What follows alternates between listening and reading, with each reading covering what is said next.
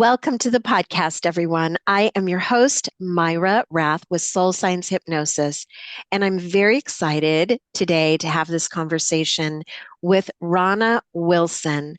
Rana is a conscious money guide who has been on a spiritual path for over 25 years.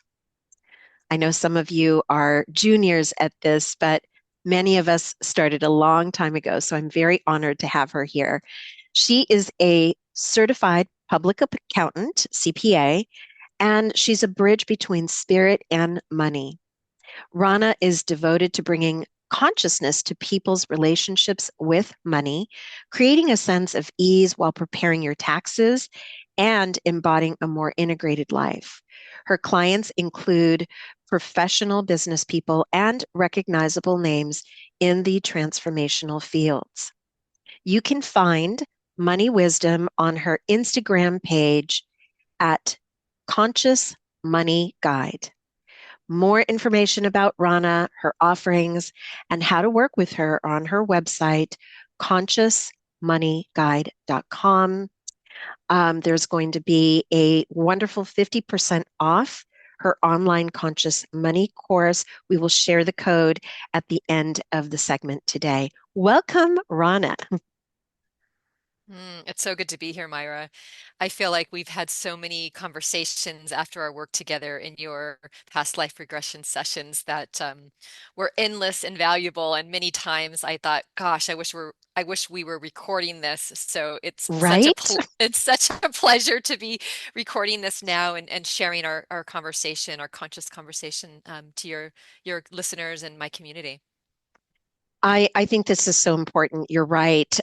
We've been talking about having you on the podcast, and then just things happen, right? And it's like, oh, I can't wait to have this conversation because, people and their relationships with money. There's going to be so much value here today. So please stay and listen.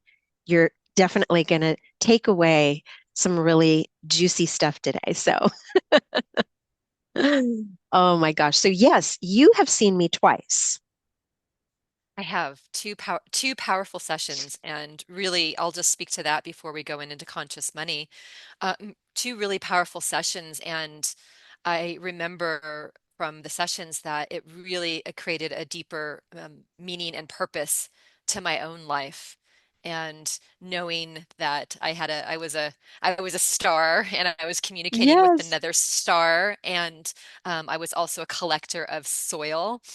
And I was just so moved and touched by feeling those past lives that it produced deeper meaning in my life at that time, and it became an anchor that I can draw back on. So I really draw back on, hey, there's really more than meets the eye, and we've done this lifetime many there's many reincarnations before this singular life, and it's infused, who we are and what we are and how we do our lives now. So super meaningful work. Yes.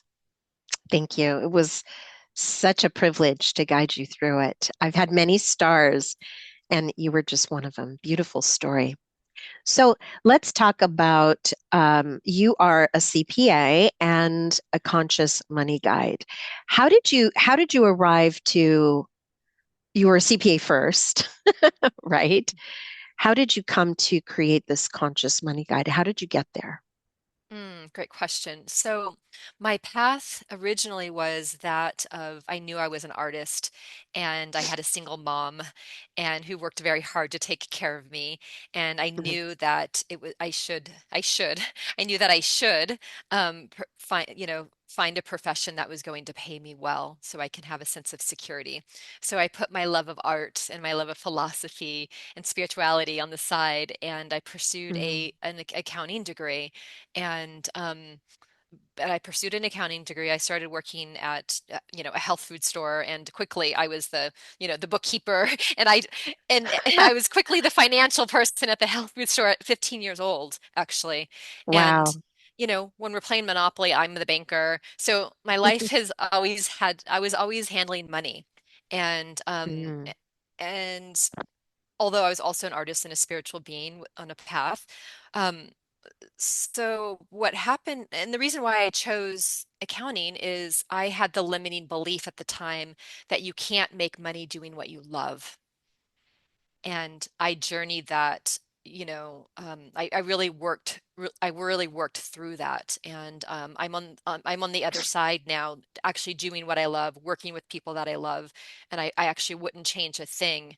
But the pathway to this point, it took me something to really love what I do. I was always really good at what I did, t with taxes and accountings, working at the biggest, finest firms. But the reason why I left the big firms is as I grew spiritually, they were leaving out really big and important conversations about the energy of money and the feelings underneath money and the emotions under money and why people make the decisions that they do. They were looking at things from a very business and very professional and very sophisticated form, but it was really just looking at, it was really flat. It was just about the dollars and cents. It was just about income and expenses. They weren't taking it deeper, and they didn't understand why a budget in and of itself doesn't work Right. unless they get underneath the money stories and what's really holding them back. And so I left corporate America over a decade ago, maybe 11-ish years now. And I left because I found my voice as a painter, as an artist. And I was Mm. so excited. I was like, great, I get to kill off the CPA. And so I worked at a mom and pop tax firms to pay my bills while I painted my heart out, while I had many exhibits. I sold over $50,000 of art. Um, Wow. but along the journey, I thought, oh, great, I will, stop working at the accounting firm at some point and have, while when my art takes off. Well, my art kind of took off, but the more important thing that took off is clients kept on, or friends in my community kept on coming to me saying, Rana, will you do my taxes? And I kind of rolled my eyes and I was like, yeah, sure, I'm good at it. I can do your taxes. And again, probably a dozen times, friends and I handled their taxes and they would say, "Oh my gosh, Rana, this was the most peaceful, joy-filled experience with my taxes ever. I actually can't wait to look at my money and taxes next year." And it dawned on Wow. it, it dawned on me at some point that there was a way that I was being with money and taxes that were giving people a different experience. So eventually I accepted my place and my position as conscious money guide. And there are many stories inside of that, but as soon as I said yes and honored that, hey, in this life, yes, I'm an artist, yes, I'm a spiritual being, but in this life, I'm supposed to work with people with money. And I said yes, and the flood doors opened. I have now a thriving tax, business. I have a thriving, money. I'm not a coach, but a lot of big coaches will call me their money coach, because I Mm. do one-on-one conscious money work with clients as well. But it was really about, claiming that position, seeing that this is an area to be of service and I'm really good at it. And there's a way to do it that's very different than accounting firms, traditional accounting firms, and that really speaks to my soul. And I can do this all day long, and quite frankly, during tax season, I do it all day long. You do. Yes. Wow. So you're about to go into your busy season very That's right. soon, very soon. So what is the difference between money and conscious money? Hmm. So when I feel money, I feel like money has the inheritance of, the society's limiting beliefs, all of the different beliefs that we put on money. Money is bad. Money is people with money, are greedy. Money creates problems. So money has inherited a really bad rap. And it's not, of course, true for everybody, but for a lot of people, money has inherited really bad rap because we hear things when we're a child of, "Ooh, we can't afford that," or Right. that's too expensive. And all these Hmm. things create an imprint that's actually not true, right? Because the truth is actually money is energy.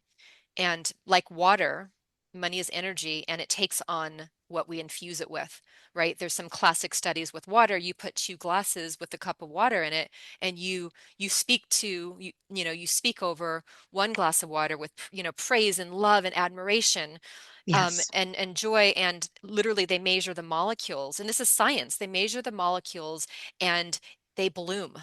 And you take another Hmm. glass and you bring hate and limitation and fear into that glass with your words and your thoughts, and those molecules die and become smaller.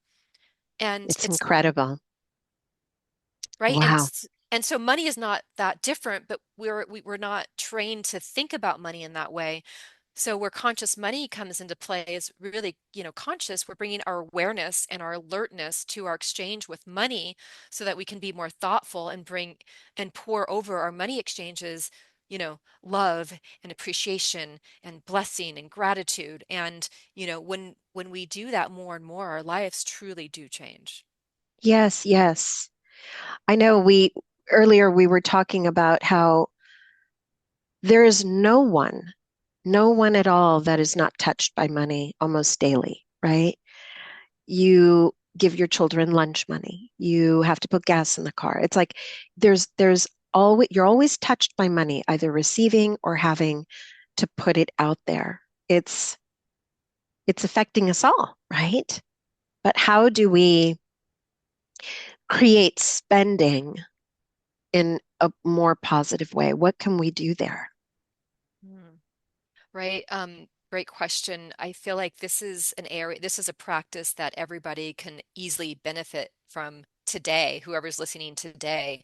And and I'm calling it a practice because it's a practice until it becomes who we are and how we do things, right? Brushing our Mm. teeth was originally a practice, right? When we were little and we actually had to learn to brush our teeth, and now we don't have to think about it. And so I feel like there's different areas of money to work on and bring consciousness to, and spending is a very powerful and very simple one because we do it every day. Yes, Mhm. we don't often use much cash anymore or checks anymore, No. and we sometimes people don't even you don't even have to leave the house, right? Now you get Amazon sends everything. It used to be just books, but Amazon sends everything, including groceries, to your house. So it's, a Yeah, lot of it is digital, and you're not even touching your credit card. Um, the value in spending and bringing consciousness to your spending is to recognize what are your thoughts, what are your feelings when you are making that exchange. Are you feeling, mm, oh, God, I have to pay my rent. Ugh, that's a lot of money. Or, oh, I don't have it. Or, oh, I don't like my landlord. Or, ugh, are you infusing that when you're paying your rent, for instance? Or are you infusing it with, wow, oh my gosh, I have this home, I have this house, this apartment, this space that is my foundation, is my grounding, and I love it and I appreciate it. And you don't have to it doesn't have to be your dream house to the point is you don't have to wait for it to be your dream house to appreciate the home that you have now. And when you do that, your life does change because every single month you have to pay your rent, period. that's right. And to infuse it with, love and gratitude in some way. And you were sharing, can you were sharing prior to this recording, how you interact with your house. So I'd love I for you to do. share that now. Oh, I love it. I love my house. And I think because I have such appreciation of how I got here. Okay. But I'll wake up in the morning and it doesn't matter if I get up on the left side of the bed or the right side of the bed. I do my little sleepwalking through the hallway and I'm already just saying, thank you. Thank you, house. I love you. I love you. I love you. And I honestly mean it. And I think that's really, really important for it to be genuine. Be grateful for the roof over your head. You don't want to grit your teeth when you are, you know, sending that. A lot of people are on auto pay, right? Right. I don't like that. I don't like that because I pay my mortgage every month. And when I do that, I do it with appreciation. And so if it's automatic, it's just coming out. So there's no exchange. There's there's nothing there. It's just taken out. And so that's my tip. No, That's that's such a great tip, right? And because most people, that's their biggest monthly expense. Not everybody, right? Some people actually don't pay rent.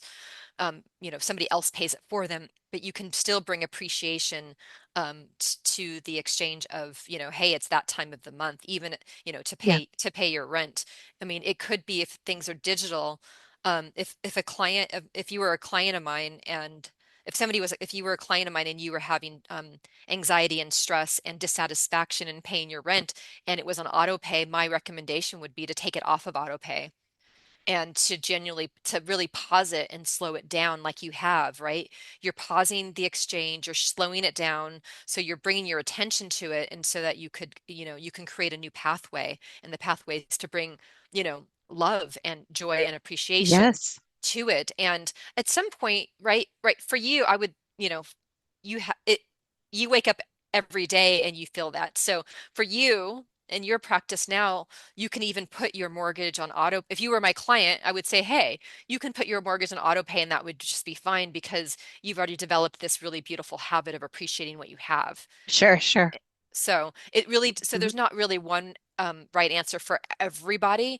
It's Right. really noticing, where do you find friction. Some people might not find friction with spending money on their home. They might find friction on spending money on groceries. Ooh, that's groceries are now getting Mm. too expensive. And the point is, we need to, if we want to have a more conscious relationship with money, that changes our life. And the reason why it changes our life is because how we think about and how we are with money puts us in a state. It puts us in a frequency. And so, what frequency are you in Right. when you're exchanging money?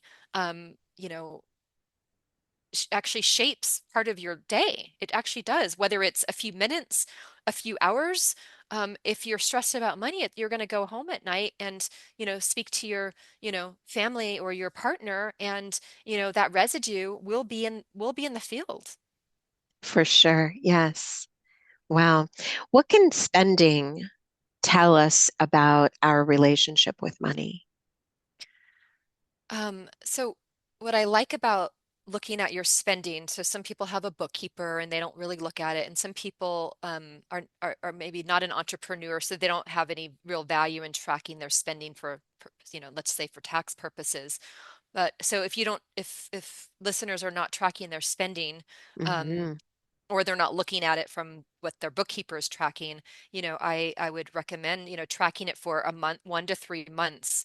And, where is all of your money going? Because it's a really surprise. It produces everybody's always surprised about at least one expense line item.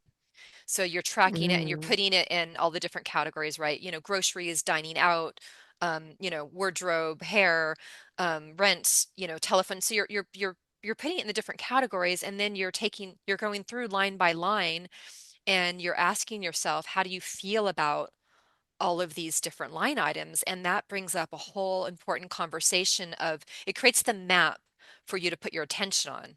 And the attention could be, ooh, I don't really like that I'm spending all this money dining out because that doesn't Yeah. feel good to me, because I'm actually what's important to me is I'm trying to lose weight and eat better. And if you're trying to eat better, and if you're going out to certain restaurants that are not supporting your goals to have a certain, healthier body, and you could be doing things that are counter to what you say is important to you. So it's really the money tells the truth. So what you Mm. spend, it's truth telling. So your expenses tell the truth, and and you get to clear up the gap between what you say is important and how you're actually behaving. That's true. Wow, that's interesting. So a lot of people think that money is like the more you have the money, it's the answer. What do you think about that? Well, well, we know that's not true when we we know it's not true, but I understand the perspective. If you don't have money, then, or you don't have enough money, that's a really easy thing. That's a really easy place um to the, to feel like more money is the answer. So there certainly is having enough money where all your basic needs are met. So you're not in fight or flight because you know that you have food and you have a house over your head, right? So we need to have basic, right? We need to have basic living expenses covered. And then there are studies, and I can't remember the number because it keeps on changing. There are studies that after certain bringing in a certain kind of level of income, that the threshold for happiness and the threshold actually it doesn't increase. So the point is, money is Yeah. not the more money is not the answer. It's how you feel about the money that you have. That's the answer. And we can see this with lottery winners, right? If you track lottery winners, they haven't necessarily built up a conscious money consciousness around money. So oftentimes, people who do win the lottery, don't have they didn't have a lot of money in the past. So they find themselves in debt or in the same Yes. place, 5, 10, 15 years, after they won the lottery. And it's because they haven't built, you know, you know, practical money tools and how to be with money, how to think about money, and because they haven't changed, they still have that same attitude around money when they were broke. Yes. So it carries and transfers over. And so, the best time to start your Mm. conscious money practice, bringing awareness to money is now. It doesn't matter how much you have, because if you can bring love and gratitude and joy to money, to a little bit of money, that's setting you up to actually experience that with lots of money. Yes, yes. You know, a lot of people are angry right now. Hmm. I mean, I hear it, I read about it. They're just angry about having to spend money. Inflation, gas, food, everything is so expensive. So there's just a lot of anger. And I've read many, many comments, people on social media, they're pissed off about, having to spend so much money that they don't have, the debt, all of that. What advice do you have for people that are in that frequency? Mm. It still goes, my answer still would be it's about shifting your attitude and shifting your attitude towards, right? Because you can't up level. And it's of course there's an appropriate time to be angry and to be upset, and it's not that being angry or upset is a problem, but if you continue to be angry and upset, that's not going to change your circumstances. And the changing of your Right? circumstances is to bring is to, bring more love and gratitude towards what you have. For instance, if you do have debt, and I have, lots of really good folks, really good people, lots of yogis in my practice that have a spiritual practice, and they're still working on receiving money, and they have lots of credit card debt. And part of the shift with them is to understand that, these lenders, yes, it's horrible that they're paying these large percentages, and all of that. Yes, that's true. And we need to then take responsibility for, hey, I got myself into this. There is a way out, and the way out has to start with taking responsibility and having appreciation for the lenders. The lenders gave you this credit. It's like, oh my gosh, thank you for giving me money before I had the money. And Hmm. honestly, I get it's really people that are angry and upset, like, make a 30-day commitment. a Yes, 30 a, yes, a 30-day commitment, and then see for yourself, like, do a measurement of how you feel about money now, and then do a measurement, change some action, change ways you think and are with money, and then rate yourself 30 days from now. And if that's improved, then make another 30-day, make another 30-day yes. commitment, and then rate yourself then. And then truly you will watch your life change. But if we're just talking about it, nothing is going to change. Hmm. Talking about how bad things are, nothing is going to change. Let how bad things are infuse you with the inspiration to make a change. Wow. Yeah. I feel that. I feel so many people are so angry about, money, and it really is like a state of being. I think your relationship with money is a state of being, right? Well, I had a question here that I had written down. Why is it like so easy for some people that they're not even aware that they're consciously doing it, but money just flows to them so easy, right? What do you think about people that just are naturally good at it versus people where it's so hard for them to make money? So this is a great question. It's kind of a loaded question in a certain way because the grasses are always greener. We all have that. We all have thought about things. The grass is greener. Oh, they have all this money. Oh, things are easier for them. Well, Mm, I'm a CPA for clients, so I handle people's taxes from anywhere between, I don't know, $50,000 a year in income to probably $30 million a year in income. Okay. So it spans mhm, quite like the span of my clients are quite huge, right? Most clients hover somewhere in the middle. But what's interesting about that's my position and the insights that I get to have. I mean, money, looking at people's money, it's as vulnerable and tender as going to see a doctor. And I don't mhm, take it for granted that like people are really opening up to me. And so what I do notice is just because some people, it seems like on the outside, oh, money's always coming to them. I have a few clients who are big influencers out there, and money is always coming to them. But in the inside, they're doing a deep work with me to help bring consciousness to their relationship with money because they have money stories of, oh my gosh, it's not enough. Or, oh my gosh, I don't feel like I have enough money. And mm, they're still in scarcity. So it's really, again, it's not really about how much um, money that they have. Um, right? Money might be on the outside, it looks like money's coming to them and they might be receiving more money, but it's not about comparing yourself and receiving more money because you don't know what's happening behind closed doors, right? I remember, I have I don't know, 20 years ago, I had a daily yoga practice. And I remember right in the Whole Foods parking lot that I would see some of the yogis in the Whole Foods parking lot, scrambling for parking and cursing in their cars about that's my parking space. And watching that, oh, they might have this beautiful yoga practice, but they're in the store with all of this anger. And so mm, really we can't really judge what's really going on. So really I would say, stick to your own lane. And if you infuse this, higher states into your exchange of money, things will change. mhm.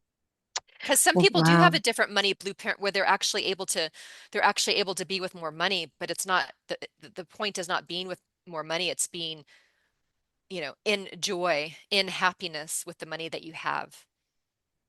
Yes, yes. Wow. So what is the one conscious money practice that you would recommend to everyone that they start doing it today? Mhm. Um, well, I'll see if I can name more than one because the biggest one would be to watch their expenses, right? To track your expenses and to or you don't even if you don't track your expenses, notice your spending for a month. Like be on the alert to notice your spending and see which category of spending creates more friction and more stress for you and make a commitment to doing it differently for a period of time. Like if it's rent, then you're going to want to do it for, not just a month, for multiple months. For instance, when I write my lease payment to my landlord, I love the first of every month. It brings me so much joy to release that amount of money, and I give her a card. Like I write her a card, and so she receives way more than the rent I'm paying. And one day I saw her in her office and I was giving, her the card with the check and some dog treats for her dogs. And after living here over a year, she confessed, she's like, Rana, I love these cards so much. And she opened her drawer and she's like, I keep all of the cards. And sometimes I even go through them when I'm having a bad day. And I had no idea that that's, how I was with money. I thought I was just helping myself. I was just thought I was Yes. helping myself. And so I felt good about releasing the money, but we don't know how we are with money actually helps or harms others, right? If a parent gives money, um, well, you don't have to be a parent. If you give money to any person out of obligation Hmm. and versus out of, gosh, I feel really good about doing this, the money is now infused with not as high of a frequency because now you feel like you have to do it or you're forced to do it versus, ooh, I want to do this. Yes. Yeah. Yeah. We were talking earlier about how, 2020, that was such a pivotal year. And I was receiving still a lot of checks. People would write me checks. And I showed you my checks. I showed you the stack of checks. And I would sit and look at each check as if it was still new money coming in, Mm. right? It's almost like a trick, right? But I would stack them and keep these checks and just continually appreciate. There were different amounts, different sizes of checks, and I loved it. Literally was a practice. Every time I received a check, I would put it in that pile. I would do the digital deposit, but I didn't throw the check away. I would keep the check. Don't throw the check away. And I know we talked about the shame that it's like, we don't really get checks anymore. But what was happening was I would start getting random checks in the mail, right? Like even the state of California, just little small, $25. Oh, something about state of California taxes. I was receiving money that I didn't even know was out there, right? I loved that. I love that too. When I saw that, when you opened your drawer and you showed me that stack of checks, you were just my heart was just so full of joy. I mean, I got joy just feeling all of the appreciation and joy that you infused into that. Yes. It was palpable.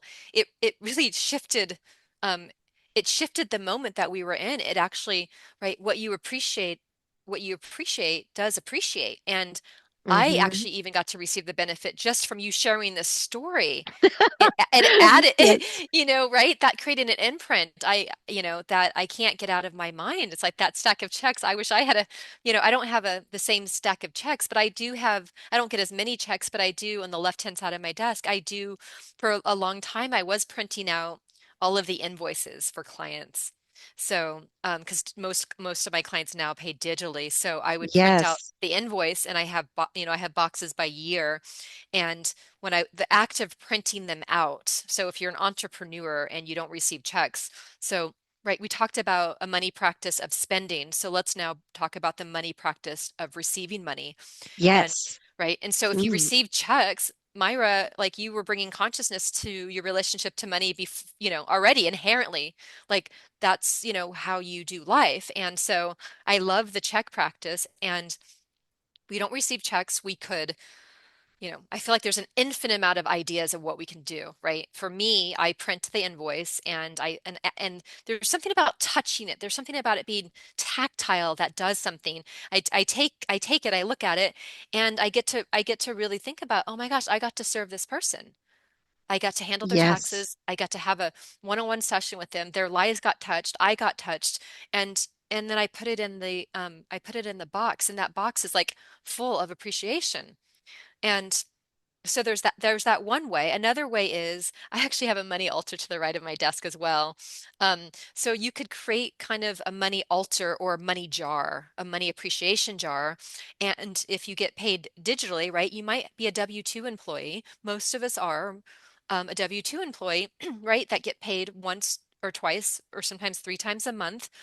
You could write on a little piece of paper the amount that you're receiving, and you can write gratitude on the back side of it and put it in a jar. And so now you have this jar of gratitude on your I love desk that or idea. somewhere in your house.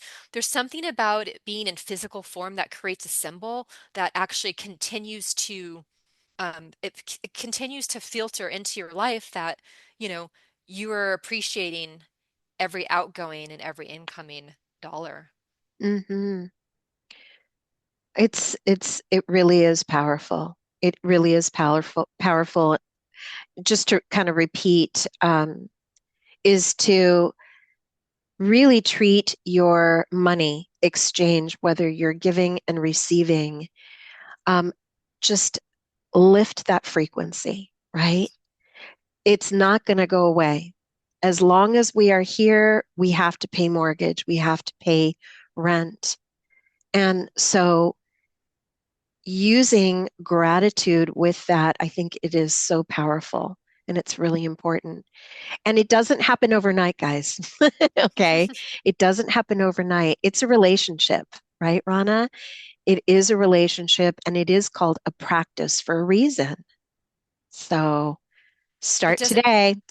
right? It doesn't happen overnight because we've been living, 10, uh, we're, everybody that's probably listening to this podcast are 20 or older, right? So we've had 2 decades, 3, 4, 5, 6, 7 decades of having an experience with money that wasn't this. So because there's so many decades of not having, being in full appreciation and gratitude and love around money, it takes a moment to undo it. It takes a moment, weeks, months, years to continue to look at all areas of your exchange with money and infuse it with love and goodness. And it does benefit others. Like the better you are with money, benefits everybody around you because they can feel that you're in a different state. You're going to be Mhm. actually, if people want to, I mean, you will be a magnet for more money. I promise you. You People will. like, right. So there was this one, I'll share a little story. There was this one client who is, my father is passed away, but he was an alcoholic and he was in recovery for about, and he hadn't drank probably for about the last 30 years of his life. Um, 25 or 30 years of his life. And so one of my clients is in works with families in recovery, and I love what she does. And Mhm. I was so moved by what she does that I gave her 1 year $1,000, which was the most I've ever, because her firm needed money. Her cause needed money, and I've never given that kind of money in my entire life. And I was shaky, kind of releasing that, and I gave that to her because she really needed it, and she was moved to tears. And she had left me so many messages after that of appreciation. So it wasn't just the goodness in that moment. She had given me so much more over the years. And speaking about, because I not only gave her money, but I also gave her love and appreciation for what she's doing. However, I will also share that, however, there was a moment where she needed money again because she's giving her gifts and she's helping people, and she's not, she's still in her own money practice. So she hit Yeah, now when she was needing money at that point, she didn't ask me for money. I knew that she needed it, and she was just so alive with what she did. I could not give her money. Like I heard spirit come through, give her $1,000. I'm like, oh God, that seems like a lot of money. And I heard spirit and I gave her that. But 6 or 9 months later, we were on a call again, and she was in constriction and contraction around money. And there was no part of me that could give her any money. Because I have my own metaphysical tithing plan. So oh, I do like, maybe that's a whole other episode, but I do like to tithe at 10% of my, and it wasn't always 10%. Sometimes it was 1%, sometimes it was 10%, and it wasn't hmm, always money. So I've created my own tithing program, but the yes, point is to give.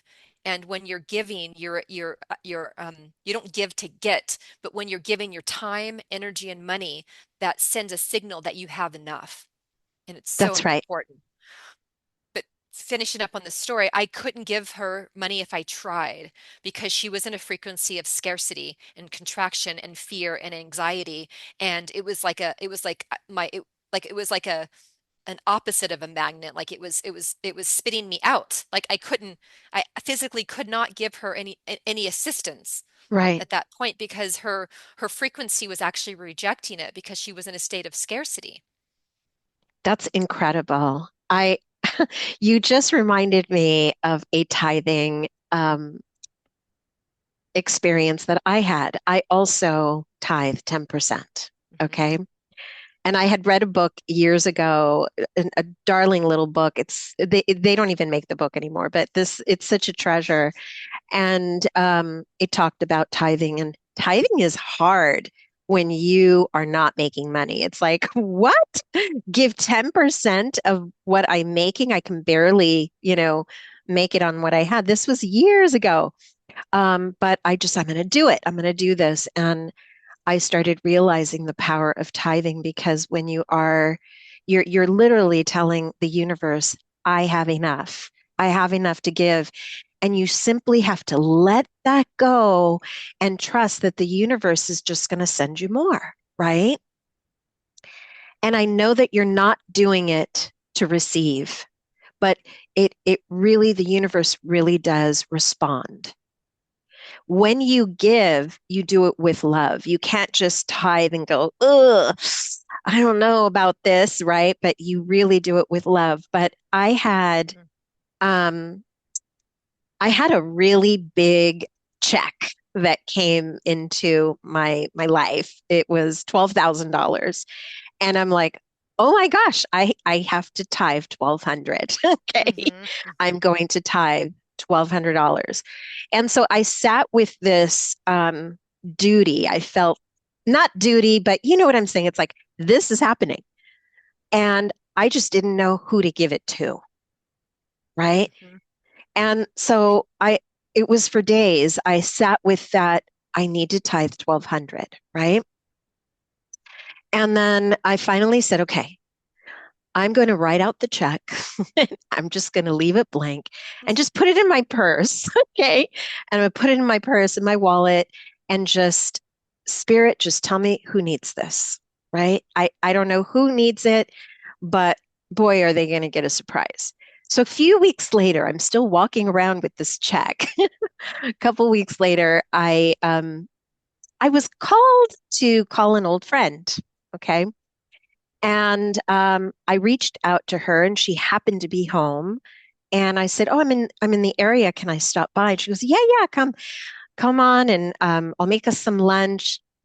And it was a lovely visit. And I remember sitting at the kitchen table having lunch with her, and she's just opening up. And then she says that her and her husband got into an argument over the refrigerator. Okay. And I'm like, "What's going on with the refrigerator?" She says, well, for some reason, he stopped making payments to, the creditor. I think it was Best Buy, right? He stopped making the payments on a refrigerator. And now it's in collection and it's this whole thing and blah, blah, blah. And our credit, and I think I don't know what was going to happen, but she was really, really upset. And I just said, well, what do you owe?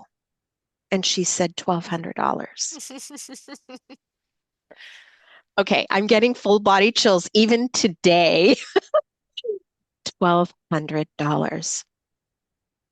And I just looked at her and I said, I'm about to do something that is going to shock you, but I'm going to let you know that I have to do this. You have to take it and you do not pay me back. And when I pulled out that check and she saw the amount, I said, this is for you. This is meant for you. I prayed on it and I kind of put it out there. Who needs this? I am here for this reason. I mean, she was crying. She was a mess, right? And, yeah, they're still my friends today. And I was happy to help them. But I am all about tithing, and I believe in tithing very much.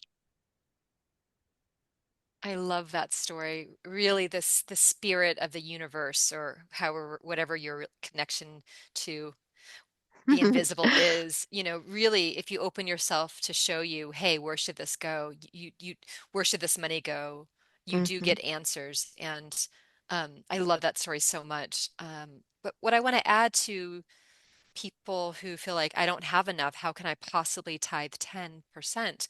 Well, right, tithing traditionally, and I guess we're going into this a little bit, traditionally meant um, 10% to the church, right, originally.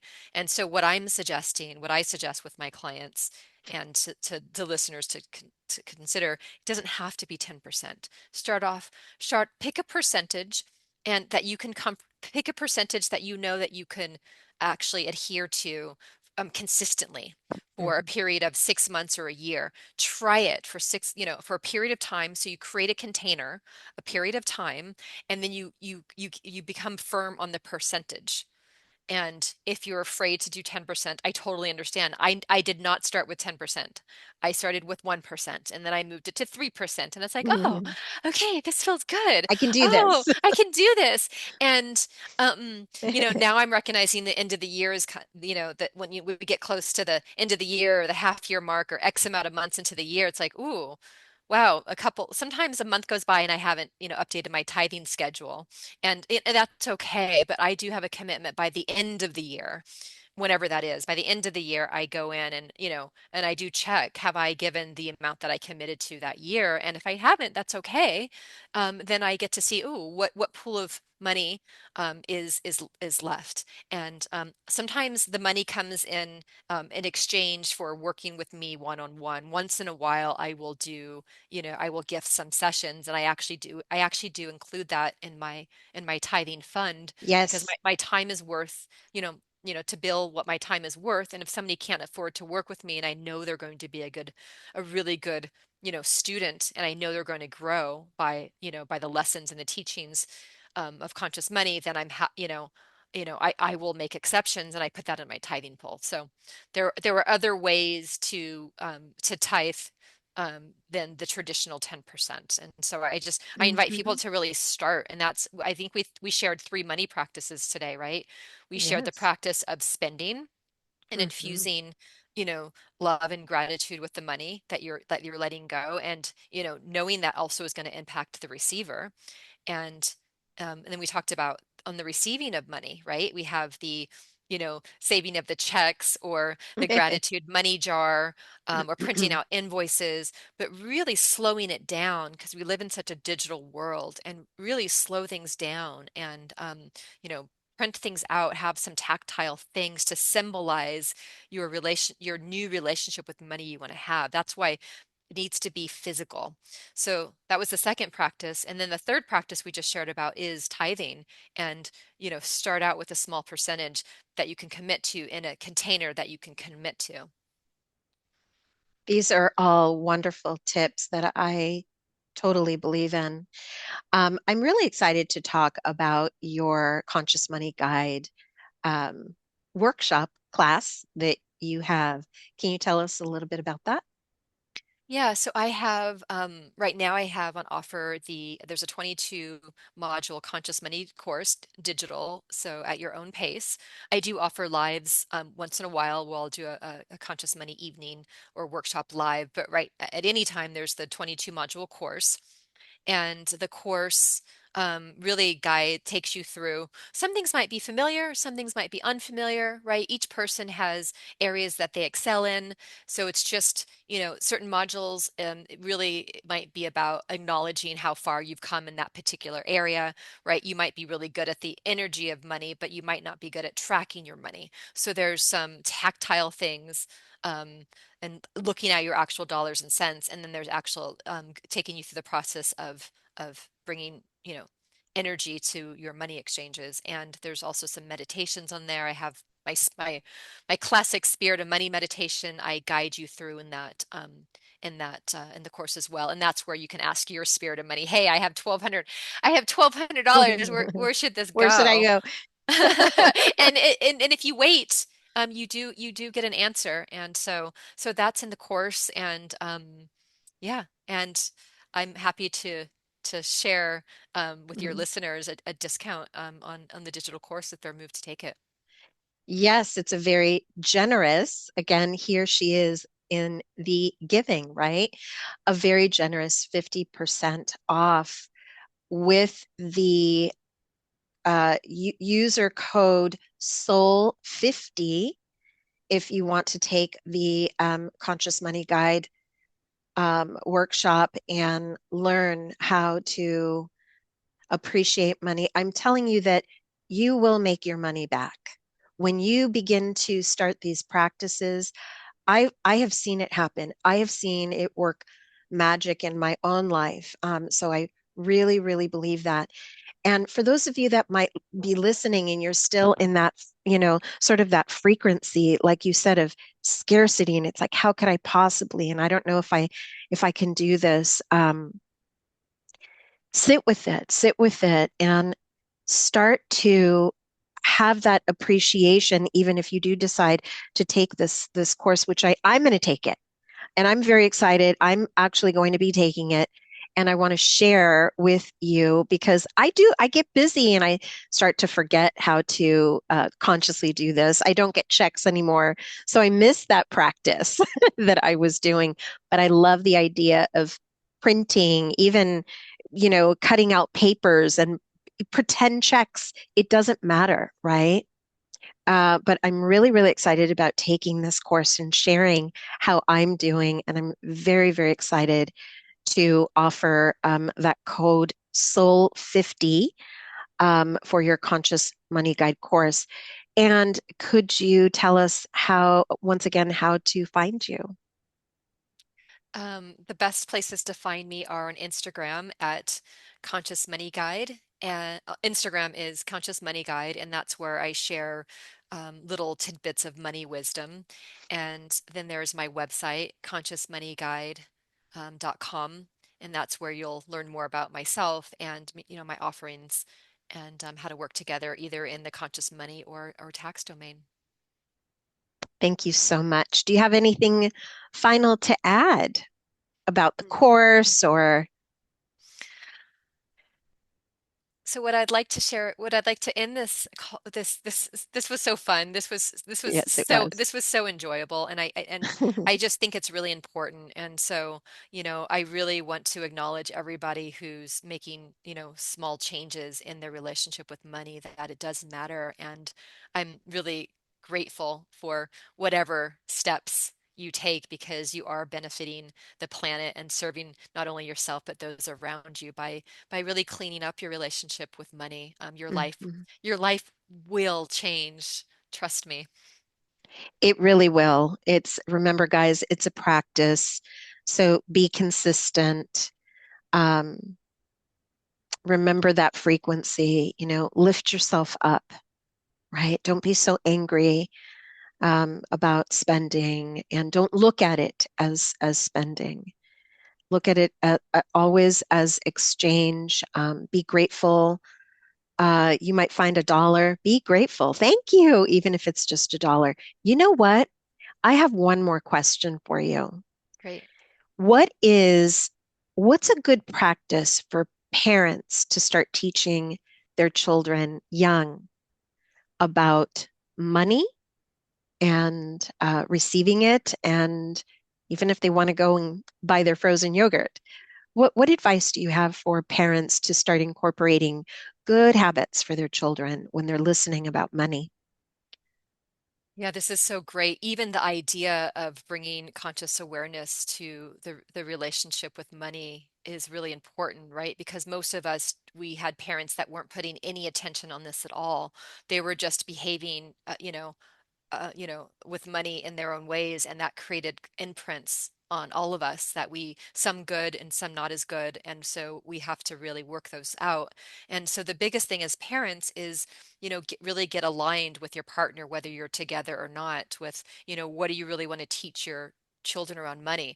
Just having that awareness, just bringing that to bringing that out into your awareness will start to infuse how you behave around money in front of your children. Because I do think talking about, giving your kids an allowance for, doing chores around the house and then having conversations with them about, ooh, you can put this money in your piggy bank and save it for later, or you can go out and spend it. And, having maybe a date with your kids every month to talk about money and to, give them money for various things. And that's really important. But again, it's about practice. It's creating a practice with your children and then asking them questions. So you could have like a money date every month and, ask them questions, see how much money they've saved, see how much money they spent, and getting really curious and getting really curious about what money means to them. Because I love having Mhm. conversations with little ones, and they reveal to you Mhm. that they will reveal to you things that you as parents will be very surprised about. I was at a lunch with I think it was a year and a half ago with two dear friends of mine who I love, and they have an 8-year-old daughter, and of course everywhere I go I talk about conscious money, but we were starting to talk about I asked the little girl about, what does money mean to you? And she's like, money is fragile. That was her answer. She's an 8-year old. Money is fragile. And I said, wait a second, can we do a little, can I record this? And so I got the recorder. I'm like, this will be fun. It's like I just Wow. silently put it at the side of the table, and we had this open, money exchange. And what was really important about this time is her her parents had been talking, giving her an allowance every month, and setting up a savings plan. How much are you saving? How much are you spending? And just having the conversation without judgment. Hey, you can spend money now, or you can save it for later. And that was all great. And that's important because most parents don't do that. So that's certainly step one. But then step Hmm. two is then asking them questions like, how are you feeling about money? Yes, I Because love when I that. was when I was there, I asked her, like, how do you feel about money? She said money was fragile, but then I kept on diving deeper. And I said, how do you here's the question, and maybe here's the question is, how do you see us with money? How do you see your parents with money? That was the question I asked her. How do you see your parents with money? And you can ask your children, how do you see us with money? They're going to reveal to you, they're going to be pretty honest because little kids don't have the same they usually don't have the same filters that we have. And the 8-year-old said, mommy spends a lot on our cat, and daddy is stingy. Mm, And I, hmm. I looked at my friends, and they were like, their jaws were open because they're trying so desperately to teach their children, their 8-year-old about money, and not knowing that heated exchange around spending money on cat stuff is the thing that made the imprint on their daughter. And that's one of the imprints she carries. Daddy is stingy and mommy spends too much on our cat. Mm, yeah. And that imprint, it stays, right? It's like a stamp. It can really, you know, the longevity of an imprint. I mean, there's people that have imprints on past lives, right? It's there. So I think it's really important to also watch what you say in front of your child, That's right. right? To Yeah, be more aware of your words. Um, because yeah, we don't want to raise our children in that feeling of lack and scarcity, that's right? right. And we don't even know we're Mhm. doing it until we bring Yeah. awareness to how are we talking about money in front of, our child or children. And Hmm. then you can make adjustments. Beautiful. Thank you. That answers that. So good to be here with you, Myra. It's so good So to work with good. you in your soul sessions. Super, super powerful work. I'm just blessed that we get to work together in multiple ways. I love that. Thank you so much. And I'm looking forward to taking the course myself and sharing with everyone. So just be sure to check out consciousmoneyguide.com. Once again, that 50% off user code is Soul50. Thank you so much, Rana. Thank you. Thank you. Thank you, Myra. Thank you, everybody.